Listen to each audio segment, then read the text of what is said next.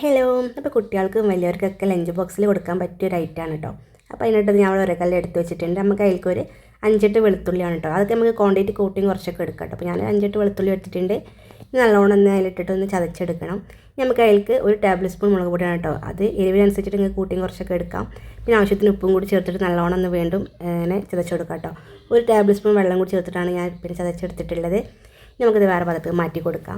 ഇനി ഒരു പാൻ അടുപ്പത്ത് വെച്ചിട്ട് ചൂടാകുമ്പോഴേക്ക് നമുക്ക് സൺഫ്ലവർ ഓയിലാണ് കേട്ടോ അത് ഒഴിച്ച് കൊടുക്കാം. വെളിച്ചെണ്ണ ഏതായാലും കുഴപ്പമില്ല. പിന്നെ നമുക്കിത് ഈ മസാല നല്ലോണം ഒന്ന് മൂപ്പിച്ചെടുക്കണം. അതൊന്ന് മൂത്ത് വന്നാൽ നമുക്ക് അതിലേക്ക് ഒരു ടേബിൾ സ്പൂൺ നമ്മൾ ഗരം മസാലപ്പൊടിയും പിന്നെ 2 എഗ്ഗാണ് കേട്ടോ ചേർത്ത് കൊടുത്തിട്ടുള്ള. എഗ്ഗൊക്കെ നിങ്ങൾക്ക് വേണമെങ്കിൽ കൂട്ടിയും കുറച്ചൊക്കെ എടുക്കാം. ഞാൻ 2 എടുത്തിട്ടുള്ളൂ. നല്ലോണം ഒന്ന് സ്കാമ്പിൾ ചെയ്തെടുക്കാം. ഇനി നമുക്ക് അതിലേക്ക് ആവശ്യമായിട്ടുള്ള നമ്മളെ റൈസാണ് കേട്ടോ. സാധാ ചോറാണ് ചേർത്ത് കൊടുത്തിട്ടുള്ളത്. നിങ്ങൾക്ക് വേണമെങ്കിൽ ബസുമതി റൈസോ ബിരിയാണി റൈസോ ഏത് വേണമെങ്കിലും ചേർത്ത് കൊടുക്കാം കേട്ടോ. ഏത് ചേർത്താലും ടേസ്റ്റാണ്.